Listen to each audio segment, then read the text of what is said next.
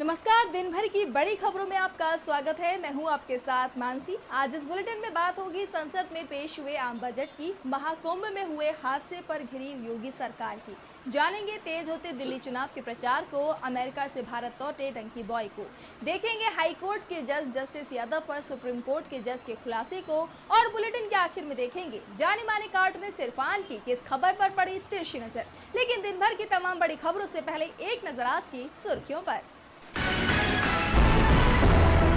मिल्कीपुर उपचुनाव को लेकर सपा का वोटर लिस्ट में अनदेखी का आरोप, चुनाव आयोग को लिखी चिट्ठी, आरोप को लेकर लगाए गंभीर आरोप। एनसीपी नेता छगन भुजबल ने अपनी ही सरकार पर साधा निशाना, कहा बीजेपी के साथ एनसीपी का गठबंधन है, शादी नहीं, महायुति गठबंधन परमानेंट नहीं है, आने वाले दिनों में रास्ते अलग भी हो सकते हैं। सीएम रेवंत रेड्डी का बड़ा हमला, कहा तेलंगाना में जिस क्षेत्र में बीजेपी कार्यालय है उसका नाम श्यामा प्रसाद मुखर्जी से हटाकर कम्युनिस्ट क्रांतिकारी गद्दर के नाम पर रखा जाए।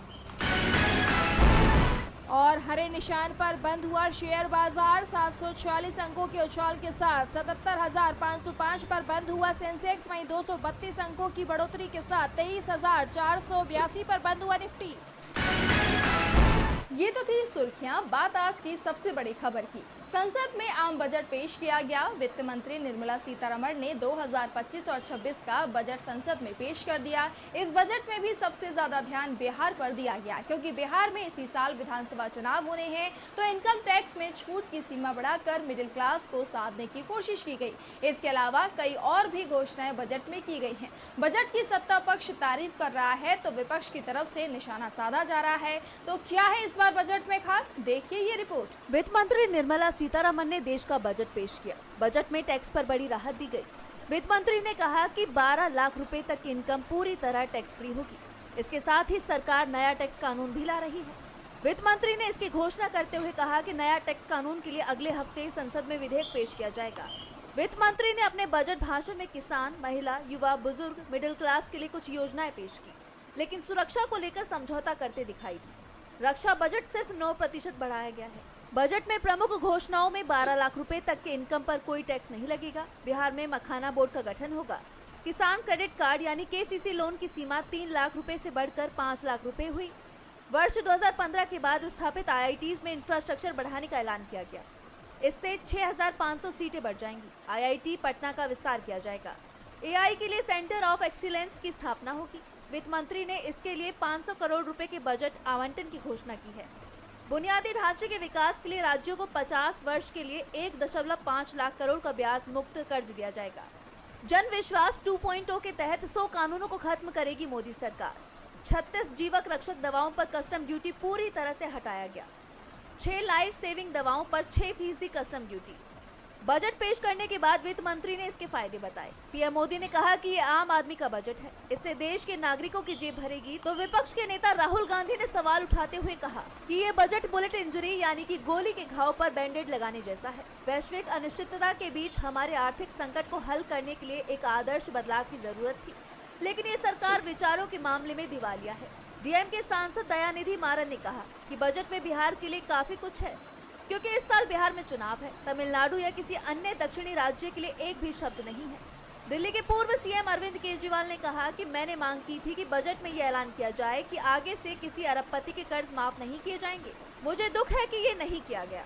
बजट पेश होते ही एक बार फिर मोदी सरकार घिर गई है। विपक्ष की तरफ से कई सवाल उठाए गए हैं। तो सवाल प्रयागराज में चल रहे महाकुंभ को लेकर भी उठ रहे हैं। 28 जनवरी की रात 1:30 बजे संगम में स्नान करने की कोशिश में मची भगदड़ के चलते कई लोगों की जान जाने के बाद से योगी सरकार पर लगातार सवाल उठ रहे हैं। इस भगदड़ में कितने लोगों की जान गई ये बताने में प्रशासन को 17 घंटे का समय लग गया था, लेकिन अब जो खबर सामने आ रही है वो बेहद ही चौंकाने वाली है। तो क्या है पूरा मामला, देखिए ये रिपोर्ट। संसद के बजट सत्र में सपा चीफ अखिलेश यादव ने महाकुंभ पर चर्चा की डिमांड कर दी। कहा महाकुंभ में जो भगदड़ मची उस पर चर्चा होनी चाहिए। चर्चा की तारीख तय कर दी जाए, उसके बाद ही बजट पर चर्चा की जाएगी, क्योंकि महाकुंभ से जो खबरें सामने आ रही हैं वो बेहद ही डराने वाली है। दरअसल महाकुंभ में 28 जनवरी की देर रात करीब 1:30 बजे संगम नोज इलाके में भगदड़ मची थी। सरकारी आंकड़ों के मुताबिक 30 लोगों की जान गई, जबकि 60 लोग घायल हुए। महाकुंभ मेला प्रशासन की तरफ से कहा गया कि एक ही जगह पर भगदड़ मची है, लेकिन प्रशासन का हर दावा सवालों के घेरे में दिखाई दे रहा है। सवाल तो इसी बात से उठने लगे थे कि जब भगदड़ वाली बात बताने में ही प्रशासन को 17 घंटे का समय लग गया था। इस बीच कई मीडिया रिपोर्ट्स में दावा किया गया कि जिन लोगों की जान गई उनकी संख्या प्रशासन के आंकड़ों से कहीं ज्यादा थी। इस बीच अब ये खबर सामने आ रही है कि महाकुंभ में एक नहीं बल्कि 3 जगह भगदड़ हुई और हर जगह जनहानि हुई थी, लेकिन प्रशासन ने इसकी जानकारी होने से इनकार कर दिया। इस बीच मीडिया रिपोर्ट्स में दावा किया गया कि ओल्ड जीटी रोड और एरावत द्वार पर भी भगदड़ मची थी। रिपोर्ट्स में कहा गया कि ओल्ड जीटी रोड पर 5 और एरावत द्वार पर 24 लोगों की जान गई, जबकि प्रशासन की तरफ से सिर्फ संगम नोज पर ही भगदड़ की बात स्वीकार की गई है। मीडिया रिपोर्ट्स में कहा गया कि 19 जनवरी सुबह 8 से 9 बजे के बीच ओल्ड जीटी रोड की तरफ से बड़ी संख्या में श्रद्धालु मेला क्षेत्र में आ रहे थे। इसी बीच मुक्ति मार्ग पर एक महामंडलेश्वर की गाड़ी वहां से गुजर रही थी। इस दौरान 2-3 महिलाएं वहां पर गिर पड़ी। गाड़ी महिलाओं के ऊपर से निकल गई, जिसके बाद भगदड़ जैसी स्थिति हो गई। इसे लेकर महाकुंभ मेला के सीओ रुद्र प्रताप ने भी इसे स्वीकार किया। उन्होंने बताया कि गाड़ी बैक करने के दौरान 5 लोग घायल हुए थे, जब उन्हें इलाज के लिए स्वरूप रानी मेडिकल कॉलेज में भर्ती कराया गया, जहां उनकी इलाज के दौरान जान चली गई। इसी तरह से संगम नोज से 2 किलोमीटर दूर झूसी में एरावत द्वार के पास भी भगदड़ हुई थी। ये भगदड़ सुबह 6 बजे के आसपास हुई। साथ ही महाकुंभ मेले में हुई अव्यवस्था के चलते ही ये हादसे हुए हैं, जिससे सरकार सवालों में घिर गई है। महाकुंभ में अव्यवस्थाओं को लेकर सवाल उठाए जा रहे हैं, तो दिल्ली चुनाव में भी जनता के मन में सवाल चल रहे हैं कि किसे वो सत्ता सौंपे। चुनाव प्रचार अंतिम दौर में पहुंच गया है। एक तरफ आम आदमी पार्टी को अपने ही विधायकों से बड़ा झटका लगा है, तो वहीं कांग्रेस सांसद राहुल गांधी और प्रियंका गांधी ने प्रचार करने में कोई कसर नहीं छोड़ी है। वहीं बीजेपी के दिग्गज भी पार्टी के पक्ष में वोट मांगते नजर आए। तो क्या रहा दिल्ली चुनाव को लेकर दिन भर का घटनाक्रम, आइए जानते हैं इस रिपोर्ट में। फरवरी के महीने का आगाज हो चुका है और अब 5 तारीख की वोटिंग के बाद 8 फरवरी को ये तय हो जाएगा कि दिल्ली की कमान किसके हाथों में जाएगी। लेकिन इस बीच राज्य में चुनाव प्रचार और आरोप प्रत्यारोप का दौर अपने चरम पर है। पूर्व सीएम अरविंद केजरीवाल ने एक वीडियो जारी करते हुए दिल्ली वासियों को संबोधित किया। उन्होंने कहा कि अगर इस बार दिल्ली में बीजेपी जीतती है तो वो आपके लिए जारी सभी मुफ्त योजनाओं को बंद करने का काम करेगी और इससे आपको हर महीने 25,000 रुपए की चपत लगेगी। वहीं कर्नाटक के deputy CM DK Shiv Kumar ने दिल्ली पहुंचकर कहा कि दिल्ली को कांग्रेस की जरूरत है। दिल्ली की जनता ने सभी पार्टियों को मौका दिया और उन्हें आप बीजेपी और कांग्रेस के शासनकाल में फर्क अच्छी तरह से मालूम है। वहीं गृह मंत्री अमित शाह ने मुस्तफाबाद में बीजेपी प्रत्याशी मोहन सिंह बिष्ट के पक्ष में प्रचार किया, तो वहीं दूसरी ओर राहुल गांधी ने एक तो प्रियंका गांधी ने 2 जनसभाएं की। राहुल ने सदर बाजार विधानसभा में प्रचार किया, तो वहीं प्रियंका गांधी ने चांदनी चौक और नई दिल्ली विधानसभा में प्रचार किया। बताते चलें कि इस बीच आम आदमी पार्टी को बड़ा झटका भी लगा। एक दिन पहले यानी कि 31 जनवरी की देर शाम एक के बाद एक पार्टी के 8 विधायकों ने पार्टी की प्राथमिक सदस्यता से इस्तीफा दे दिया। ये सभी विधायक विधानसभा चुनाव में पार्टी से टिकट न मिलने को लेकर नाराज चल रहे थे। यानी कि देखा जाए तो 5 फरवरी की तारीख नजदीक आते आते दिल्ली का चुनाव और भी ज्यादा दिलचस्प हो गया है। दिल्ली चुनाव में राजनीतिक दल कई लोक लुभावने वादे कर रहे हैं। अब जनता किस पर भरोसा जताती है 8 फरवरी को साफ हो जाएगा। तो दूसरी तरफ विदेश जाने के लिए डंकी रूट अपनाने वाले युवकों को लेकर चौंकाने वाली खबर सामने आई है। डंकी रूट से अमेरिका जाने वाला अमित मान ने इसकी हकीकत बताई है। अमित से पिछले साल नेता प्रतिपक्ष राहुल गांधी अमेरिका दौरे पर मिले थे। अब अमित भारत लौट आए हैं और उन्होंने अपनी यात्रा को लेकर चौंकाने वाले खुलासे किए हैं। देखिए ये रिपोर्ट। नेता प्रतिपक्ष और कांग्रेस सांसद राहुल गांधी ने पिछले साल अपने अमेरिका दौरे के वक्त हरियाणा के जिस युवक अमित मान से मुलाकात की थी, अब उसके घर लौटने की खबर सामने आई है। बता दें कि राहुल ने अमित मान से अमेरिका दौरे के दौरान मुलाकात की थी और राहुल ने अमित से वादा किया था कि वो भारत लौटकर उनके परिवार से जरूर मिलेंगे। इसके बाद 20 सितंबर 2024 को राहुल गांधी ने करनाल के गाँव खोखड़पुर में अमित के घर जाकर उनके परिवार के लोगों से मुलाकात भी की थी। बता दें कि अमित मान का 21 मई 2024 को अमेरिका में काम से लौटते वक्त एक्सीडेंट हो गया था।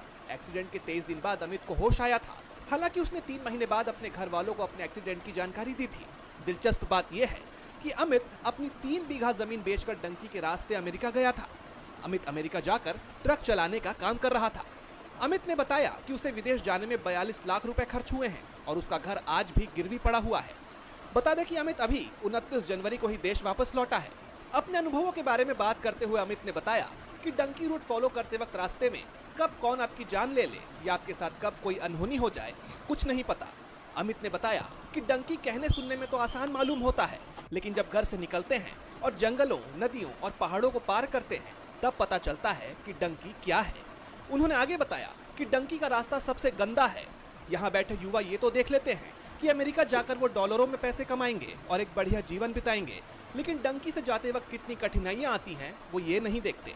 यानी देखा जाए तो अमित ने अपने अनुभवों के जरिए उन सभी युवाओं को आगाह करने का काम किया है जो विदेशी चकाचौंध के चलते डंकी रूट के जरिए विदेश जाने की चाहत रखते हैं। अमेरिका जाने का रास्ता जितना सुनने में आसान लगता है उतना आसान नहीं है, बहुत मुश्किलें आती हैं राह में। तो इलाहाबाद हाई कोर्ट के जज जस्टिस शेखर कुमार यादव की राह भी आसान नजर नहीं आ रही है।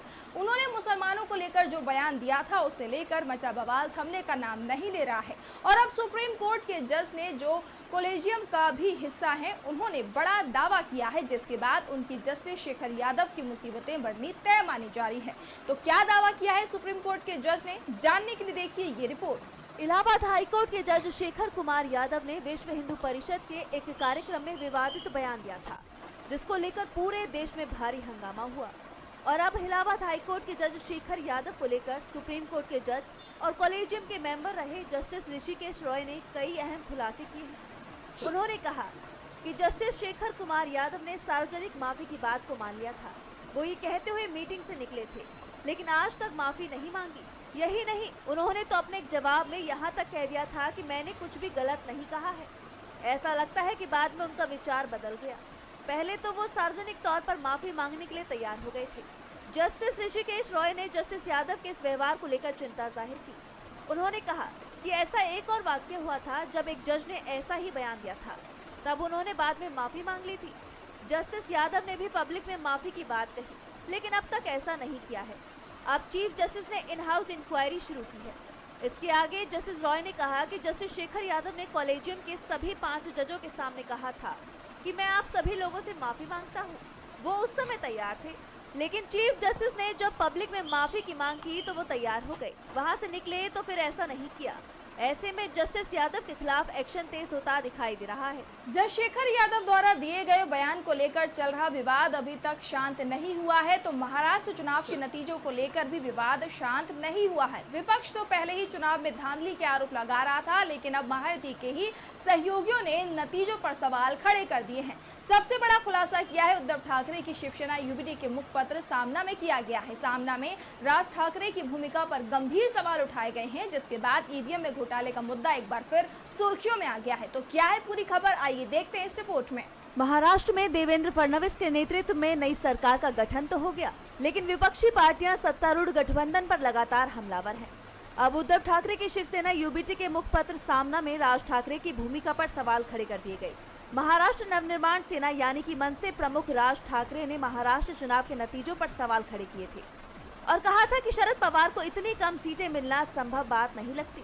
इसको लेकर अब उद्धव ठाकरे की सेना ने उन पर निशाना साधा और ईवीएम में घोटाले की बात कही। सामना में लिखा गया है कि हमारे देश में चुनाव और चुनाव प्रणाली लागू करने वाली व्यवस्था लुटेरों का गिरोह बन गई है।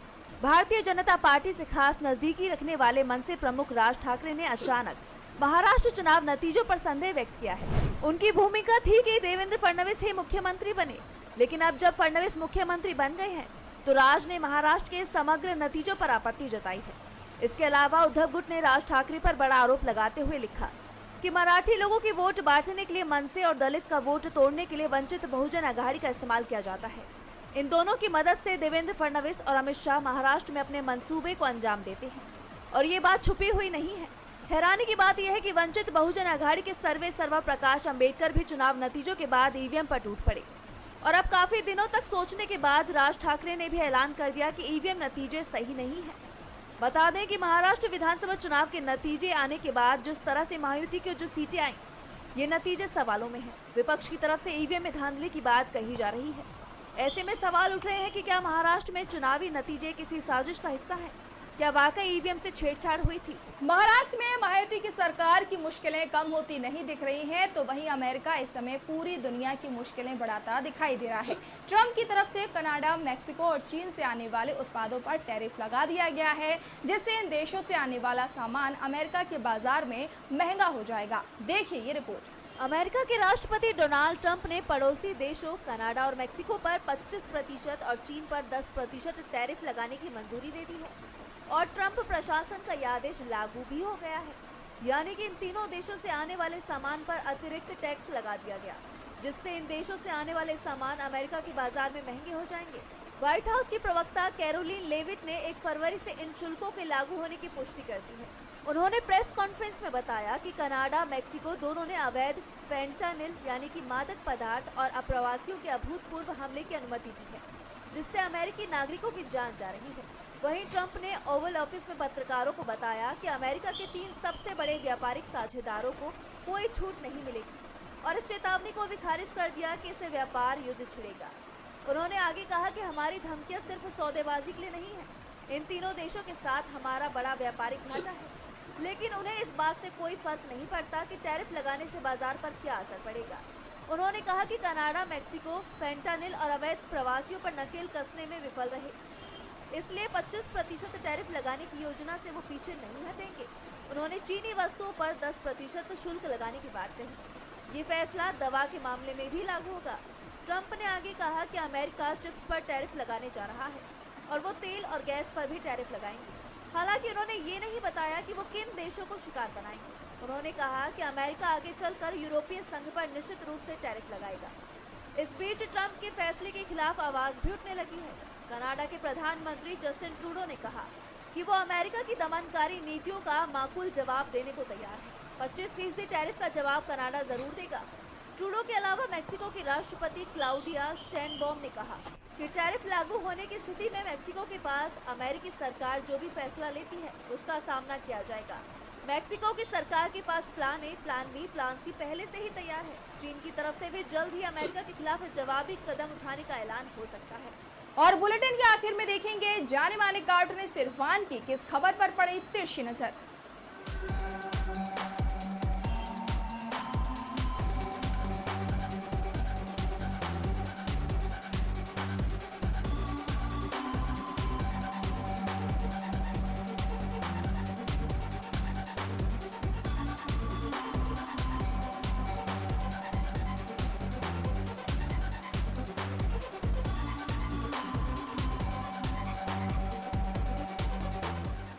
मोदी सरकार नए नए नाटक करके जनता को ये बताना चाहती है कि उसने जनता के हित के लिए देखिए क्या क्या कर दिया।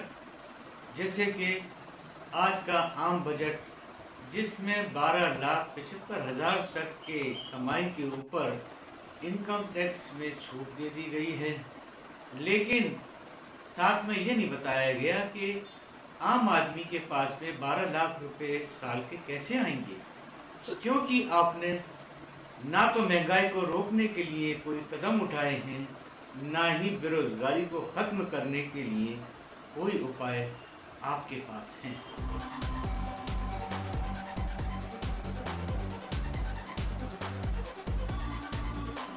बहुत बहुत शुक्रिया इरफान जी। तो आज इस बुलेटिन में इतना ही। आप देखते रहिए डीबी लाइव। नमस्कार।